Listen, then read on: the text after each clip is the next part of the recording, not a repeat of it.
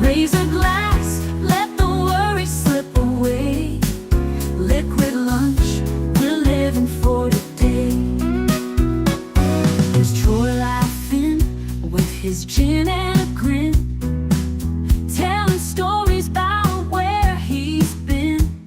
Boomer's got whiskey, he's loosening his tie, chasing dreams under a midday sky. The bartender knows us, he's mixing with flair. Every sip's a moment we're happy to share. Liquid lunch, pour it smooth, let it flow. Friends round the table where the good times grow. Raise a glass, let the worry slip away. Liquid lunch, we're living for a day. The clock don't matter, we're lost in the vibe. Jazz in the air, feel the soul come alive. From martinis to bourbon, we're riding the wave. Stealing this hour, it's the freedom we crave.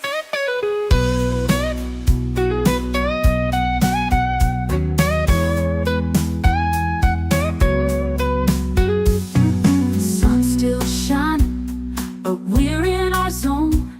This bar's our shelter, our temporary home. One more round before the world calls us back. Savor the moment, keep the blues in the rack. We'll laugh and we'll toast till the afternoon fades. Memories made in these liquid escapades. Liquid lunch, pour it smooth, let it flow. Friends round the table where the good times grow. Raise a glass, let the worry slip away. Liquid lunch, we're living for today. So here's to the daylight, the drinks and the fun. Our liquid lunch, till the next one comes. With a wink and a smile, we'll be back real soon. Chasing that jazz under the high noon.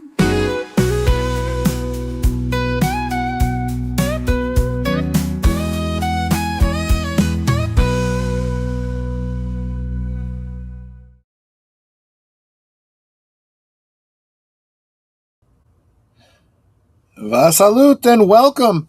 Happy Tuesday to all of you. Hopefully a thoughtful Tuesday. Looking forward to hearing what's on all of your minds today.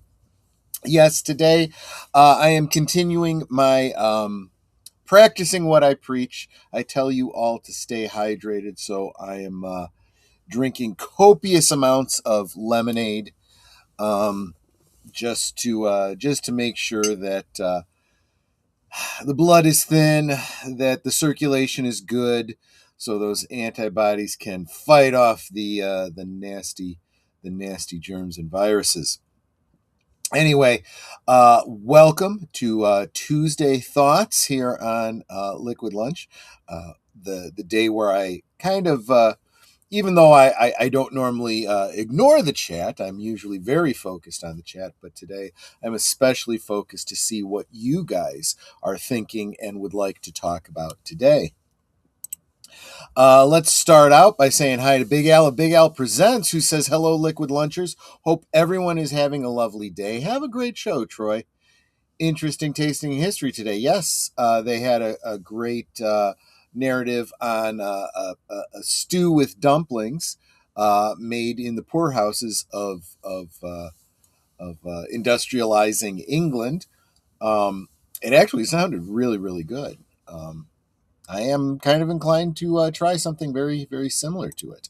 Want to say hi to the love of my life, calling me the love of hers, Netters Network, who says to everyone, like, share, subscribe, leave a comment, become a member, gift a membership. Yes, if you are already a member and feeling particularly generous, feel free to gift a membership. I am trying to reach 200 members by the end of 2026. You can help me make that dream come true. David Pensack says, good afternoon. Good to see you, my friend. Connie Cleary, the Birdwoman of YouTube and Fluff Chick Productions. Welcome, welcome. Who else have we got here? Oh, we've got the lovely Penny. Penny. Good to see you. So good to see you.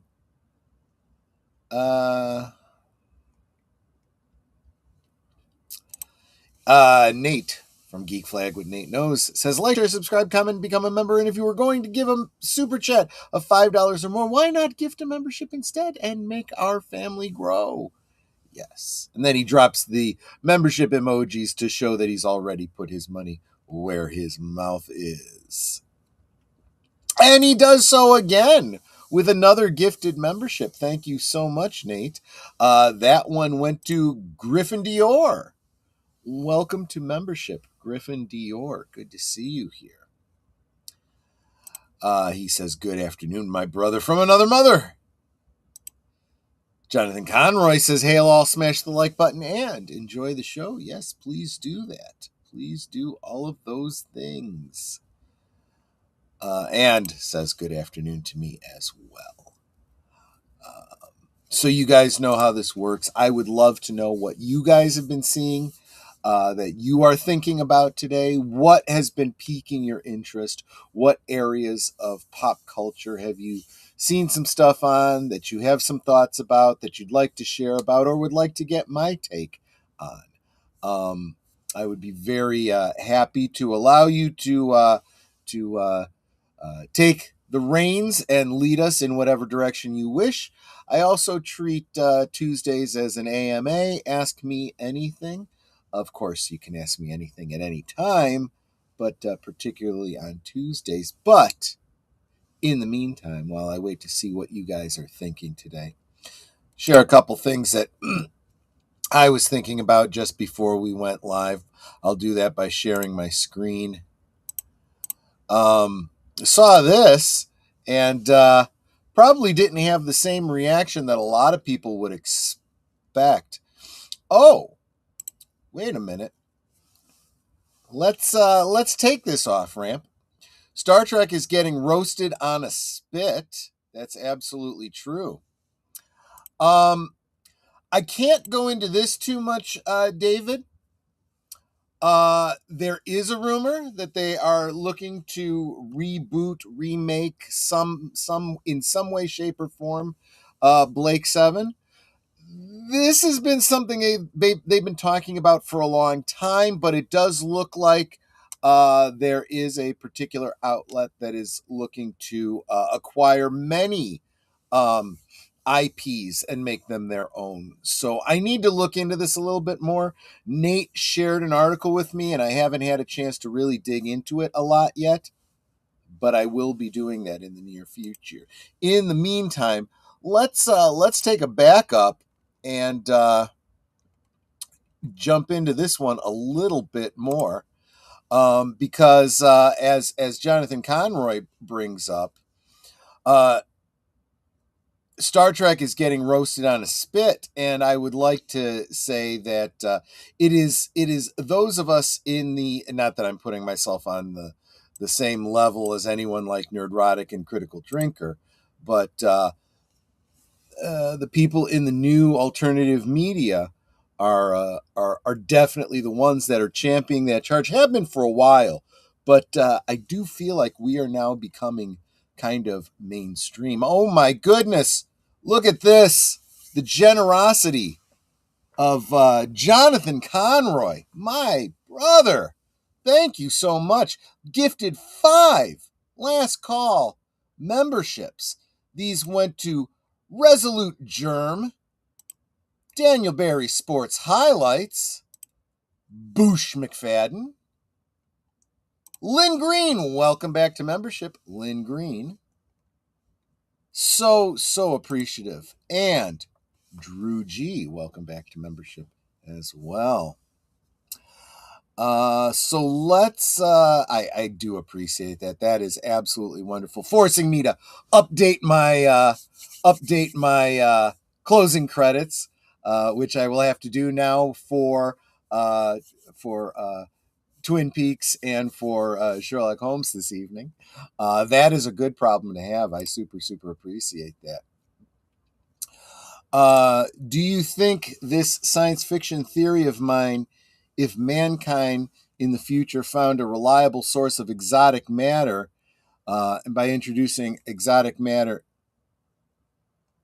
let's see, where do you continue that? People could manufacture man-made wormholes for interstellar travel. Um, that sort of thing is very much out there with the warp drive, Alcubierre type warp drive type of concept. I think there's so there is an element of the scientific method that I think people have a tendency to misunderstand. Um, Science is not exactly specifically about true understanding of the world around us so much as it is um, formulating models that help us predict things. This is especially true when it comes to dealing with gravity, when it comes to dealing with the motions of the planets, the way things work, what we think is out there. I'll give you, for instance, predictions, right? The early days of cosmology, Newtonian physics, and so forth, they would look out, they would see the planets.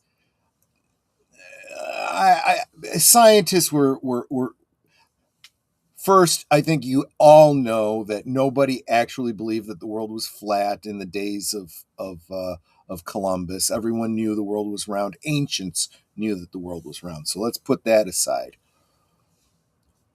It's also true that most people that studied cosmology realized that the sun was the center of the solar system. Maybe not the center of the universe, but definitely the center of the solar system. Long before, it became general knowledge.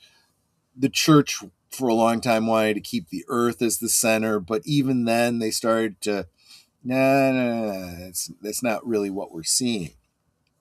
But as we discovered, uh, you know, uh, Venus, Mars, so on and so forth,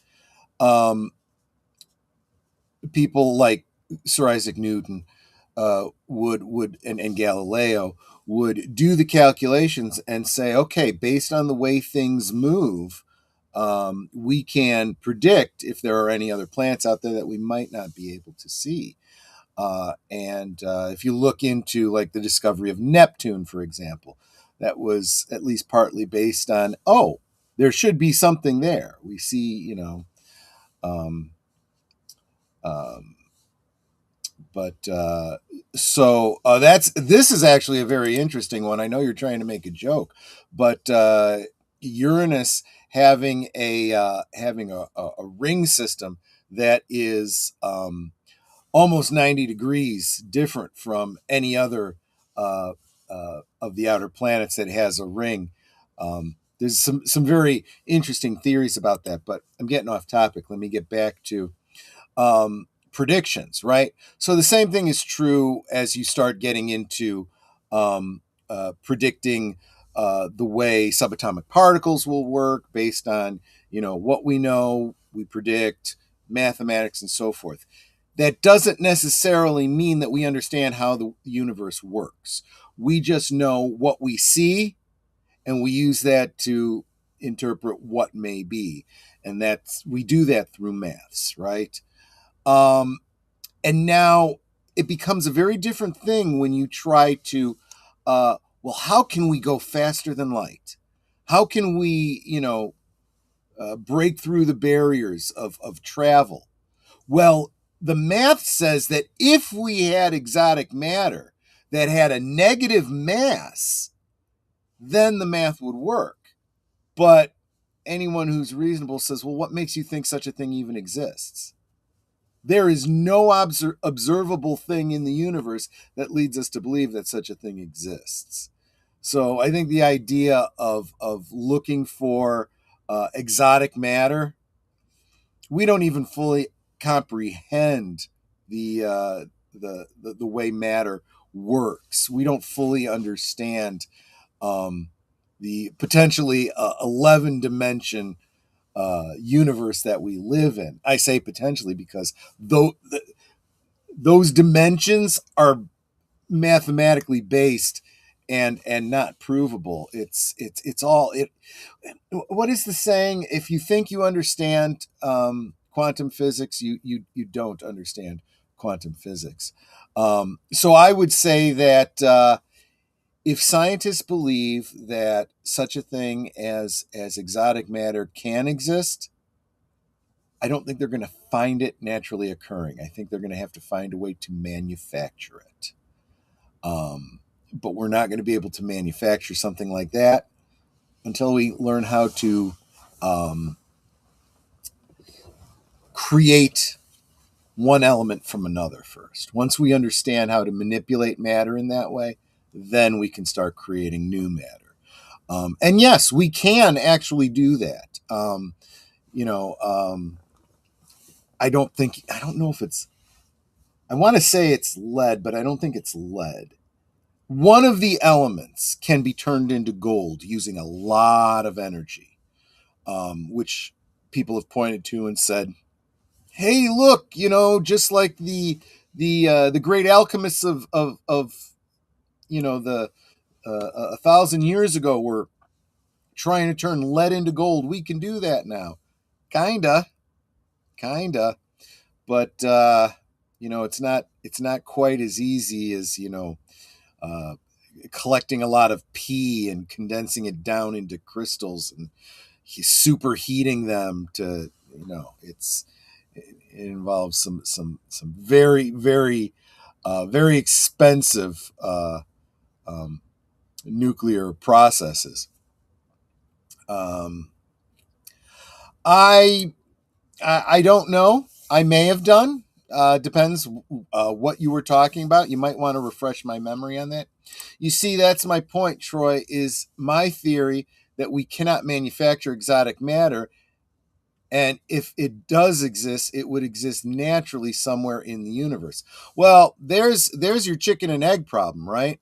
If it exists somewhere in the universe and it's not like right here within our solar system, how do you get there?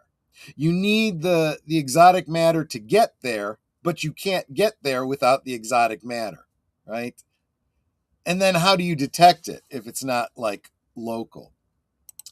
Uh, oh yes, I have. Nate sent it to me as well. That's what I was talking about earlier. About I haven't had a chance to look at it, but we will definitely get into it.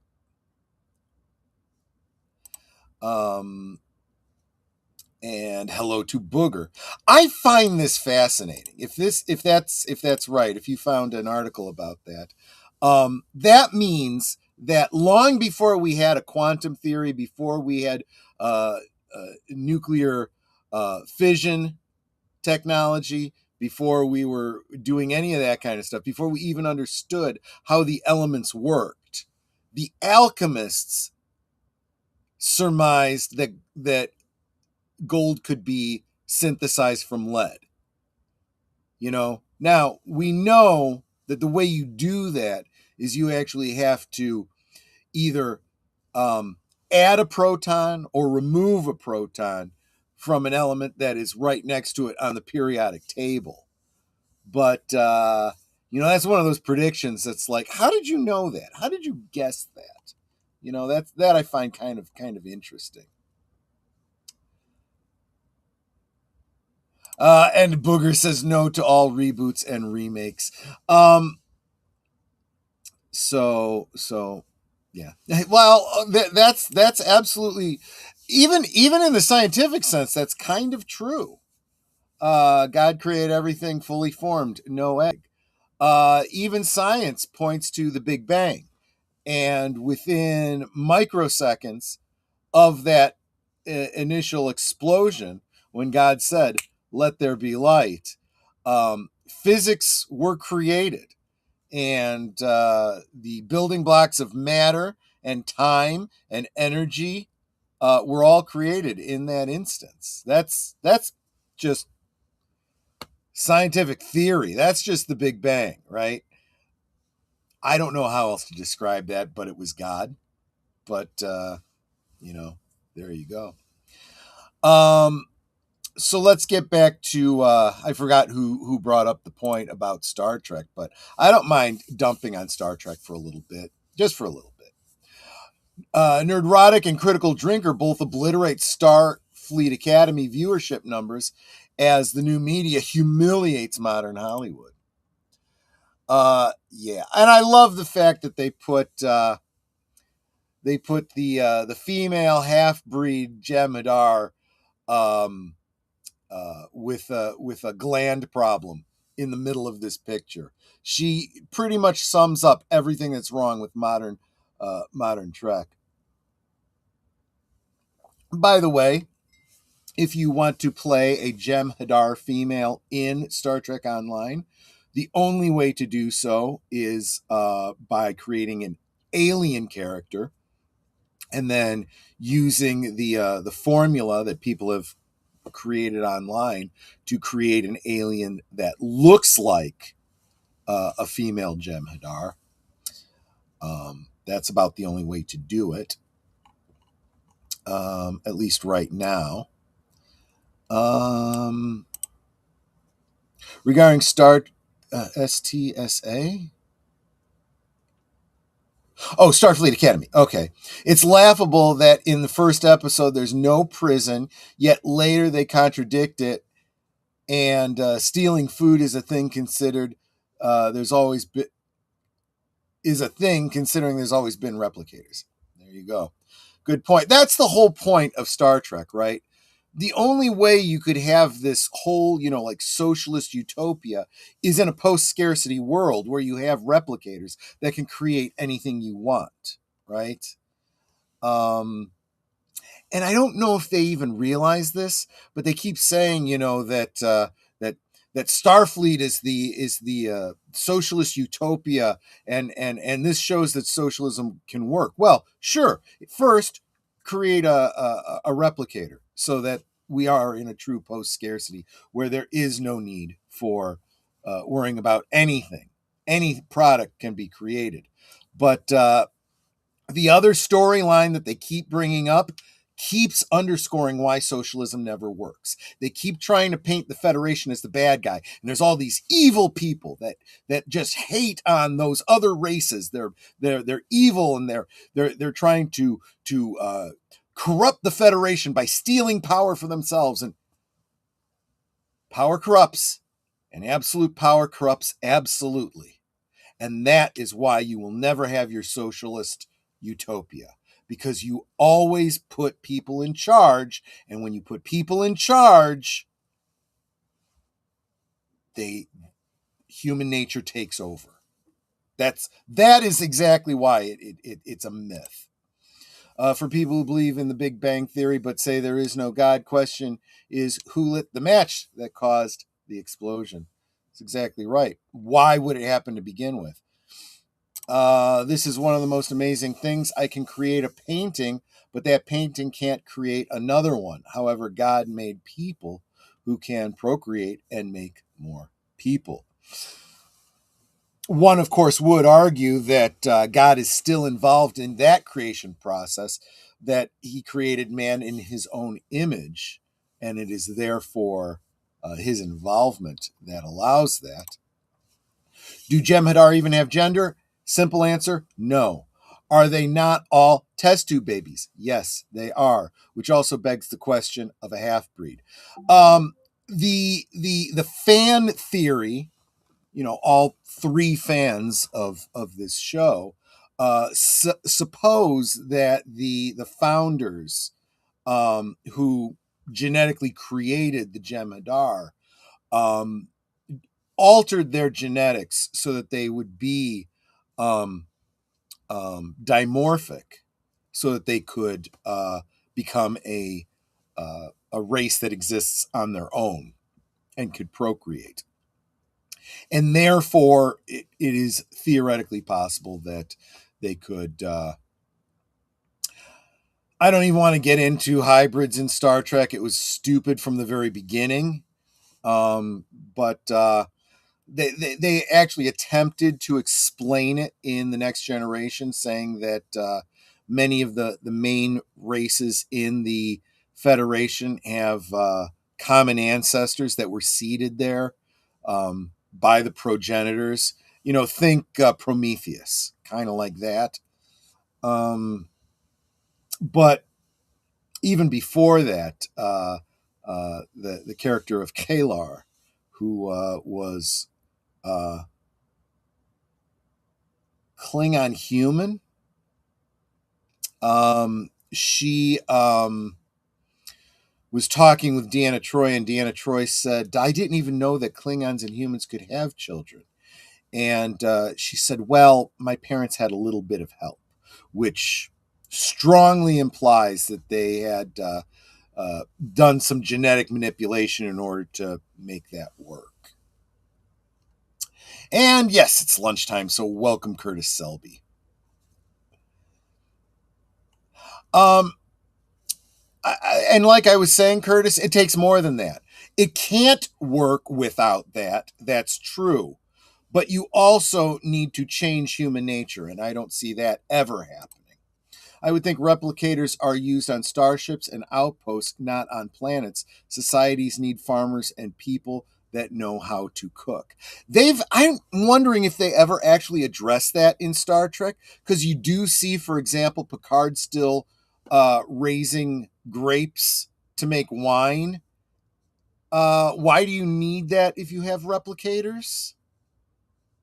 It doesn't make a lot of sense. But I'll tell you something else.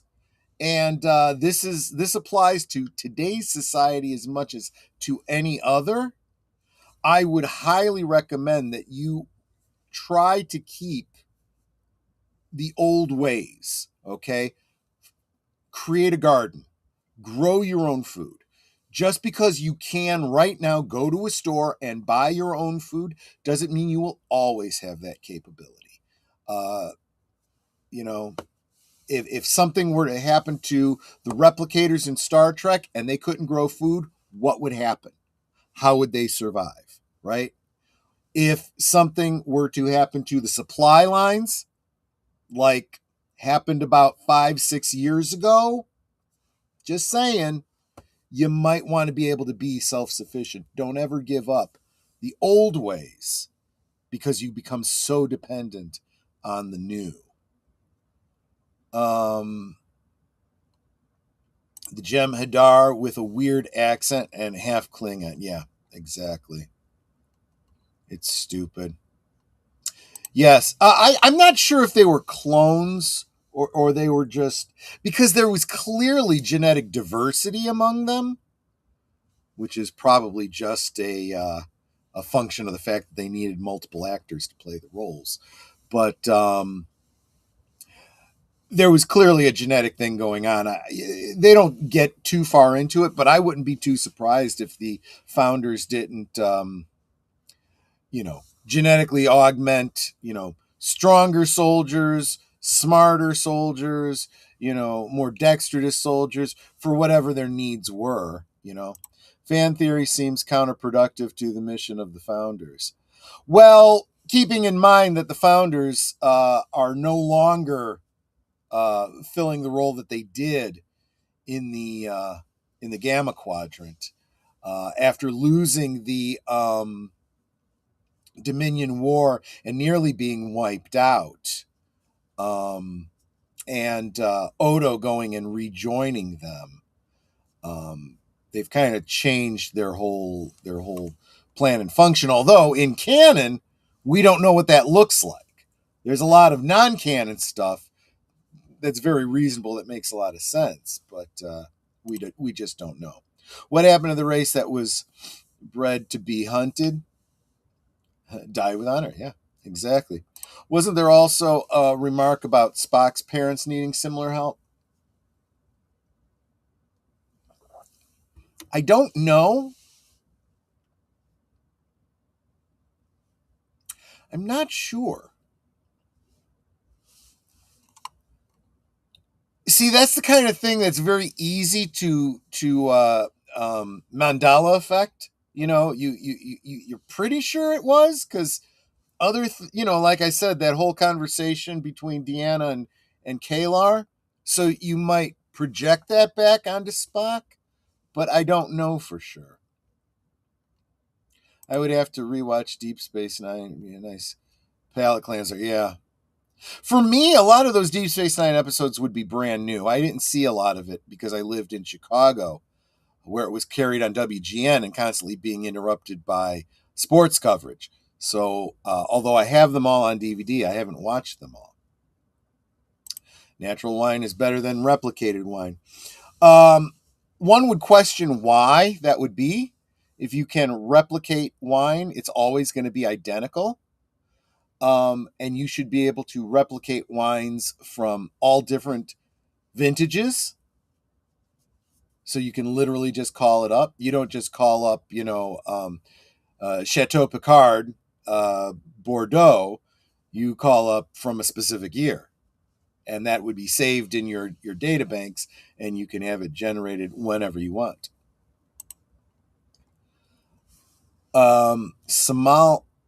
Salome Jens, the female changeling, played the humanoid progenitor too. Yeah. So are they related to the founders? Probably not. Probably not at all. I doubt it. Great fan theory, but just an actor playing playing a role, it doesn't. I wouldn't hang anything on that. Picard had that replicator argument with his brother in TNG. I'm gonna have to revisit that. Picard grows the grapes to make wine because wine has alcohol, which replicators do not. Yeah, there's some question about that, about what synthahol is and how that differs from, natural alcohol. Why would you be able to replicate a sugar molecule and not an alcohol molecule? That doesn't make a lot of sense to me. The whole concept of a replicator is you're literally recreating atom by atom, uh, a thing, so that you literally have, a glass of wine and an identical glass of wine. They are completely indistinguishable from each other. But writers tend to play fast and loose with those rules. That's why canon matters, folks. That's why canon matters. In the sci-fi I've read about replicated food, was considered poor food. High society would have real food made. So I never really bought that. And I always chalked it up to, if you like chocolate pudding, right? And every now and again, you're like, well, you know what? I'd like to mix a little bit of mint in there. Or I would like to try that with a little bit of butterscotch, right? But you're getting the same chocolate pudding over and over and over again, and it's identical. You get tired of it, If you have, a pasta marinara, right? And it's always exactly the same, gets boring. Sometimes you want a little bit extra basil. Maybe you want a little bit of extra oregano, a little less salt, no sugar, you know. Those variations could be because no chef makes a dish exactly the same two times, right? Which there's an art to it, right? That's I think what I'm getting down to is the art element of it.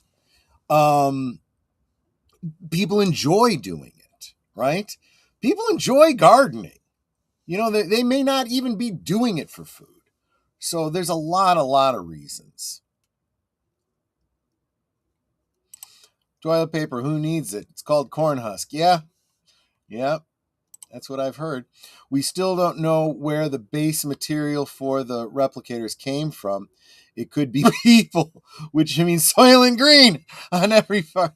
Well, actually, that's just it. Literally everything that you would dispose of that is matter would go into the replicator and get broken down to its constituent elements. The way back in the like second or third season, they put out the Star Trek technical manual and explained those kinds of details.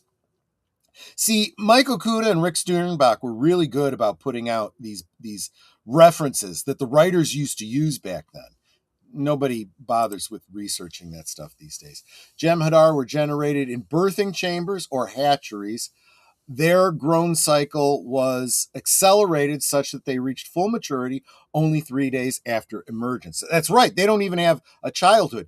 In a way, there's a lot of similarity between them and the Jango Fett clones of the Clone Wars. They did not procreate naturally, and their species consisted solely of males.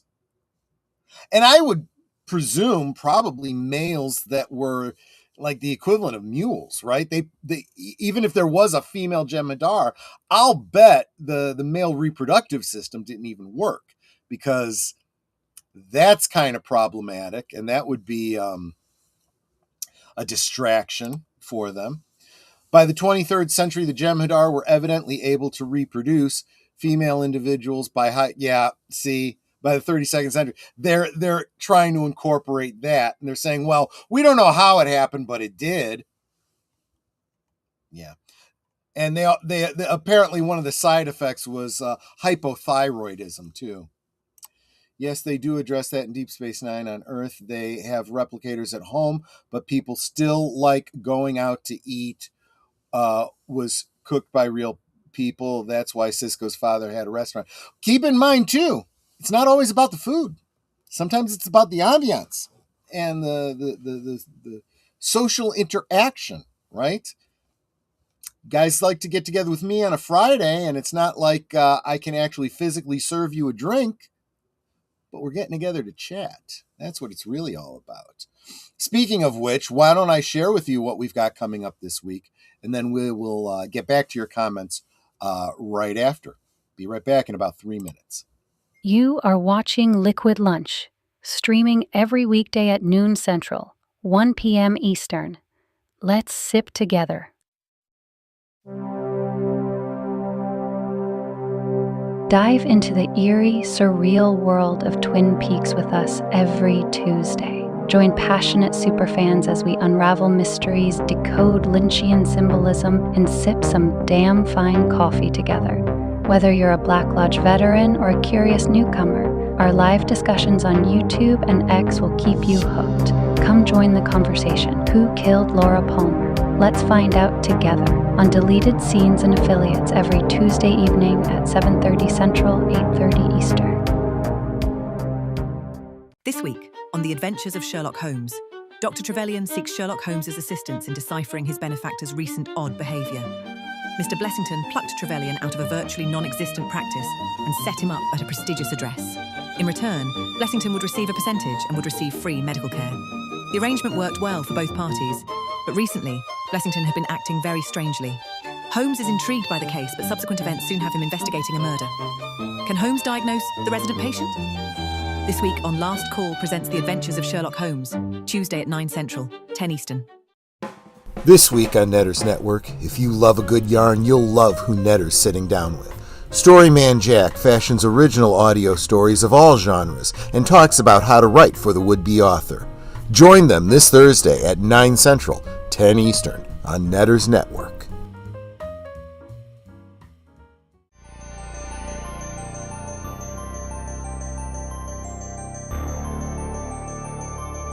This week, on Saturday Night at the Movies, a death row guard learns that a gentle giant in his charge possesses a mysterious gift.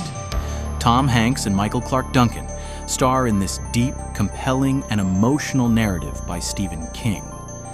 It's The Green Mile, this Saturday on Netter's Network Retro Cinema, 9 Central, 10 Eastern. In a world where nearly all the entertainment is remakes, reboots, and rehashes of older properties, maybe it's worth it to get some commentary from people who experienced it all when it was novel and fresh. Catch Boomer and Pacelli on Geeky Geezers every Sunday night at 8 Central, 9 Eastern.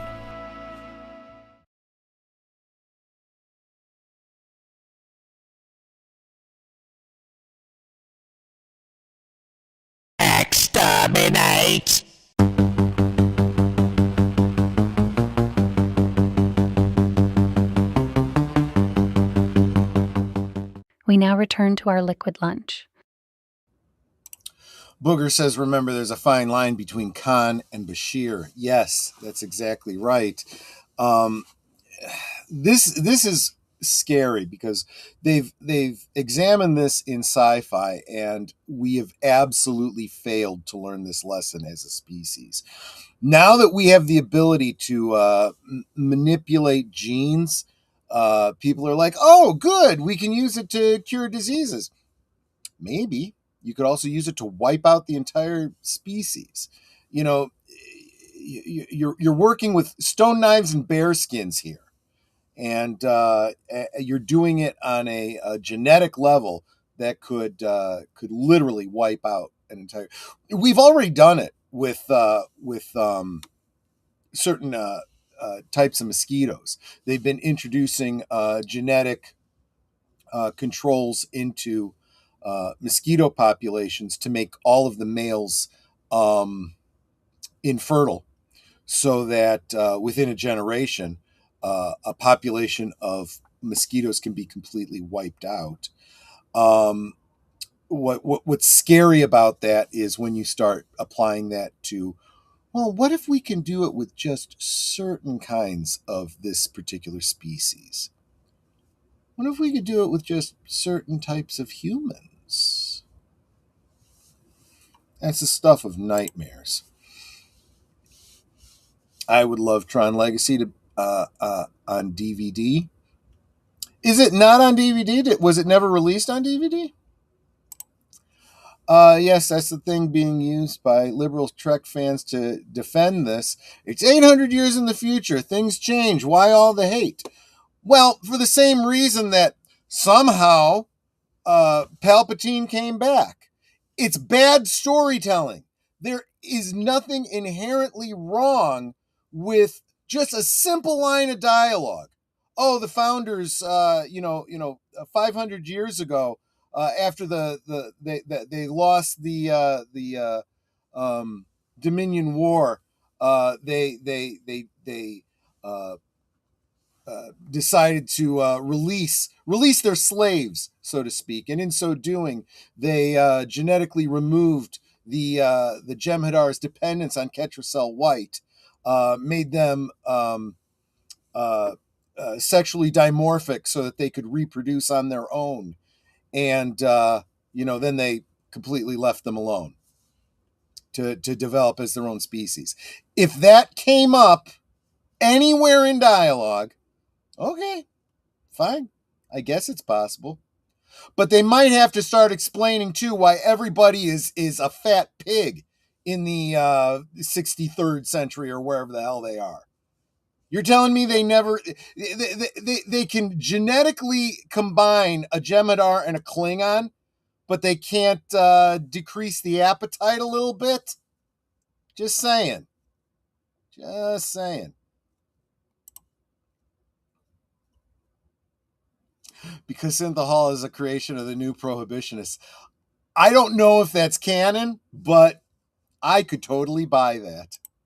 The Jem'Hadar were completely created by the founders, so because of Federation, bare existence in the Federation would be illegal, and they wouldn't exist outside the service of the founders. Yeah, without something seriously changing, like they, made them an autonomous race that could exist on their own. In Relics, Scotty knew right away his drink was not real scotch. That is true. But it was specifically said that it was synthahol.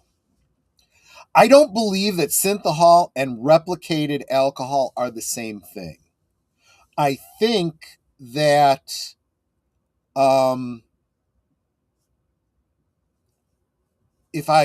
this might be beta canon, but I believe that synthahol was an invention by the Ferengis that created a drunken effect, but by it could ease. How did Data say it? He said something like the deleterious effects are easily ignored or something like that.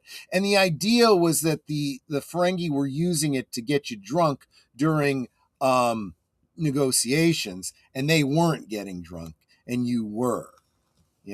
I don't know. It seemed like a really dumb idea. There's also been talk about regulations in Starfleet for the ability to create real alcohol from the replicators because of the potential for addiction. So it's controlled. But Troy, we already have lab grown meat made from cloned DNA of real meat, and the people who have tried that say it doesn't taste the same. Well, it's not really cloned. It's not really cloned. And if you start digging into actual cloning technology, you're not getting perfect clones. Dolly the sheep had all kinds of health issues. Something tells me Dolly the sheep's meat did not taste the same as her mother's. Just saying. What I'm talking about with replicators is perfect to the molecule, to the atom replication of something.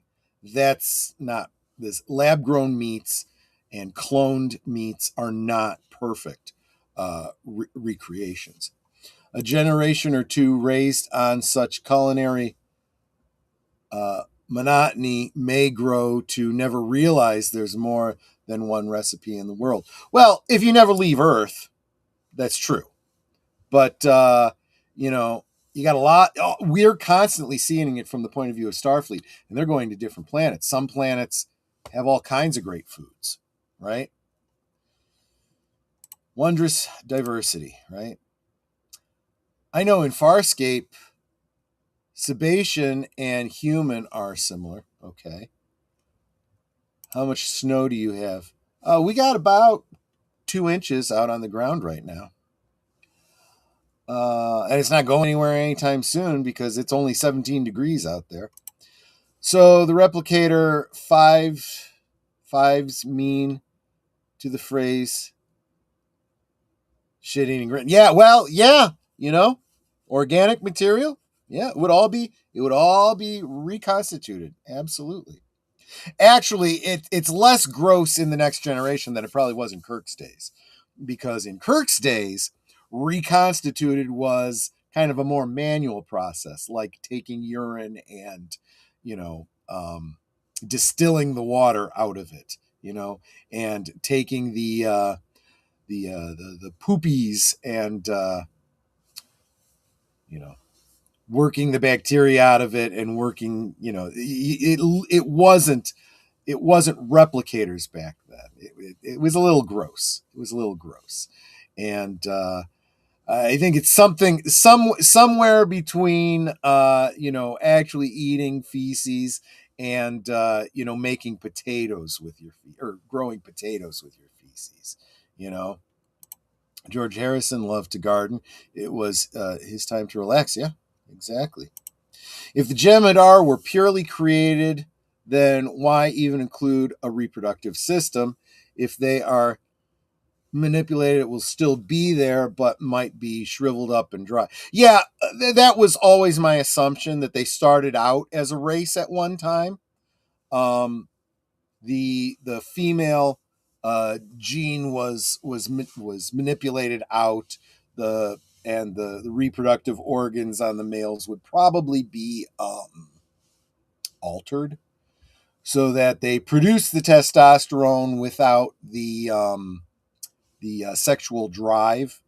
They were probably impotent in that regard, but they probably still had the ability to create the male hormones necessary for being a soldier.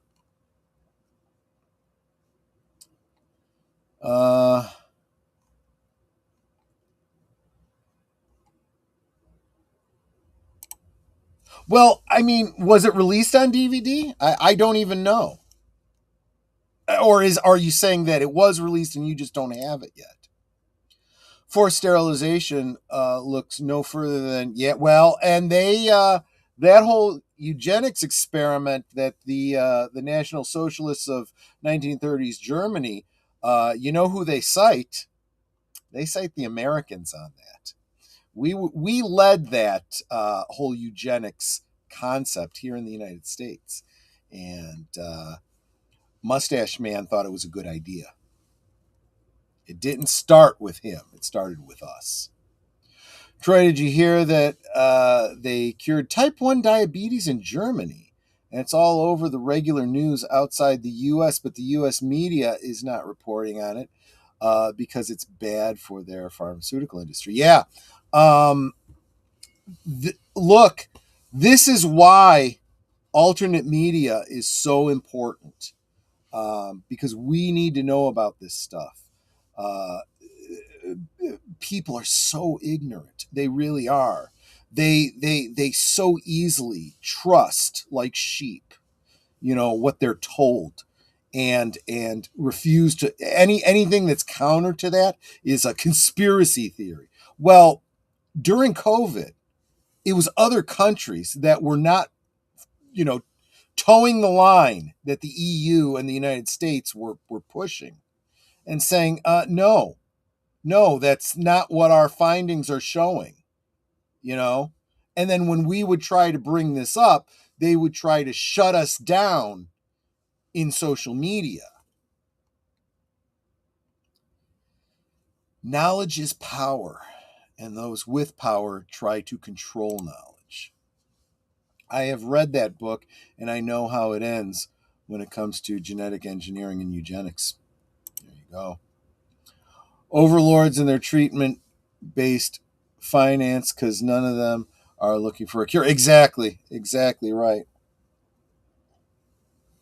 I feel like that is where we're heading again. Absolutely right. And apparently she's a member of a Klingon house and a Jem'Hadar house. Since when do they have houses? Yeah, that doesn't make a lot of sense. Although I could see that argument. In 800 years, what kind of a society could the Jem'Hadar have developed? But see, this is where you need show and not tell, right? We got all of this lore from the Klingons from years and years of story, not just, oh, this is the way it is now, because we wanted a character that was like this. And Snortapoopus Q Berg, greetings. Good to see you, my friend. Always wonderful to see you. I agree. Let's clone Snorty for sure. Gene Roddenberry, the creator of Star Trek, established that the Ferengi invented synthahol. They originally used it to stay sober during business negotiations. That makes perfect sense. Jem'Hadar blood is white. Is that true? I know they would take Ketracel white infusions, but that was a drug, not actual blood. And I think they said something about real meat in Star Trek. Yeah, so we've been kind of dancing around this, and we don't have time to go too far into it. But let's just say that the way that transporters and replicators work is very magic box. It's whatever the author or the writer needs it to be at any given time. There is lore about it, but they break that lore all the time. And that is actually a big problem with that particular technology. The wounded while they were preparing. Yes, that's right. In Discovery, there's a scene where the Admiral tells a visiting alien that the apples are replicated and tells her that humans eat their own shit. Well, in Discovery, during the Discovery era, they didn't have replicators, so that's full of shit. I mean, that's just simple Trek canon, Welcome, CK, longest running superhero RPG on Earth. think Beta Canon talked more about the Jem'Hadar backstory. That's fair. No, not that they shot blanks. I don't think they shot at all. They may not have even had a gun to shoot with.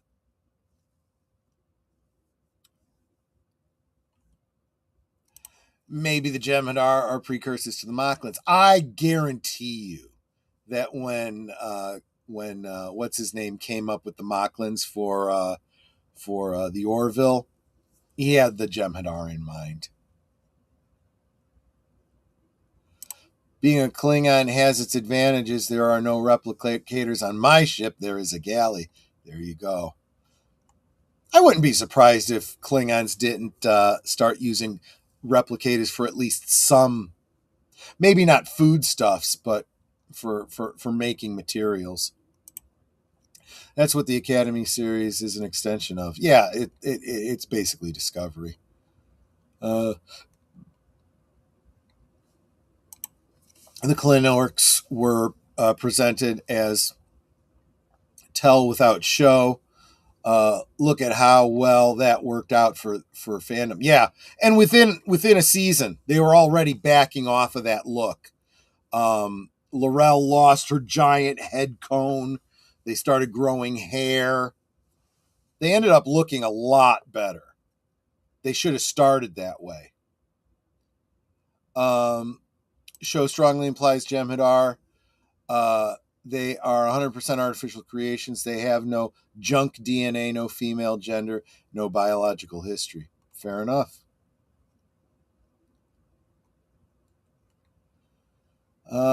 Clone me? Someone is asking for a big squeezy hug? Yeah, everyone's always asking for a big squeezy hug.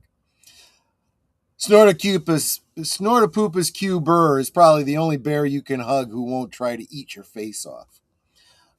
Yes, that Jem'Hadar was wounded and the Klingons had to operate on her. We also learned their hearts are on their lower right side. Okay. There is a short-lived parody show here on YouTube called Voyage Trekkers. They talked about how transporters worked in one of their final episodes. That's interesting. Yes, I do suspect that the Jem'Hadar were probably much more like Ken dolls. Very, very astute analogy. Well, I have just gone over time, and I do that because I really enjoy hanging out with you guys.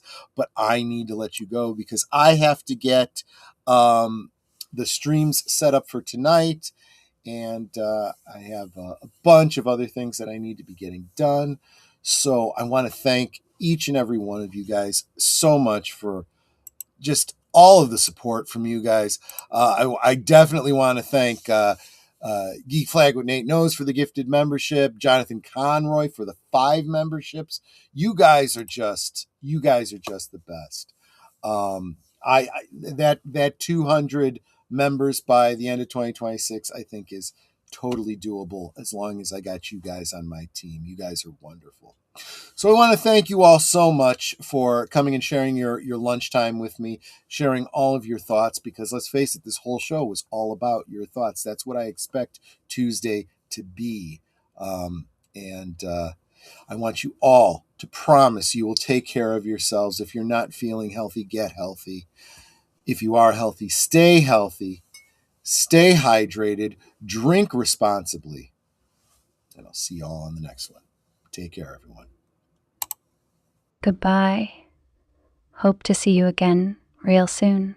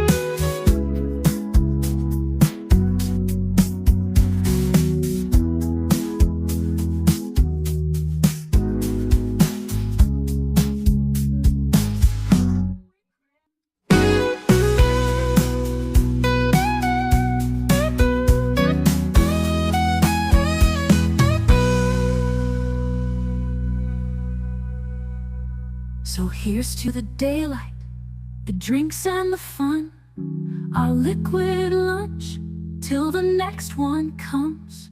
With a wink and a smile, we'll be back real soon, chasing that jazz under the high noon.